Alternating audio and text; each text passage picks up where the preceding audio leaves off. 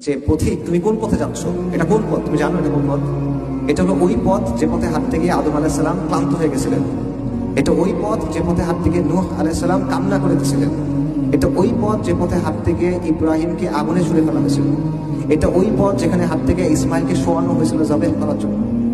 এটা ওই পথ যেটার জন্য সস্তা দামে বিক্রি করে দেওয়া হয়েছিল ইউসুফ আলাইহিস সালামকে, কারাগারে থাকতে হয়েছিল তাকে কয়েক বছর।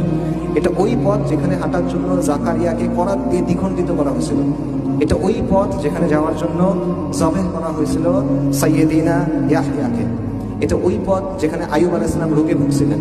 এটা ওই পথ যেখানে দাউদ আলাইহিস সালাম তার কান্না সব সীমা অতিক্রম করে চলে গেছিল।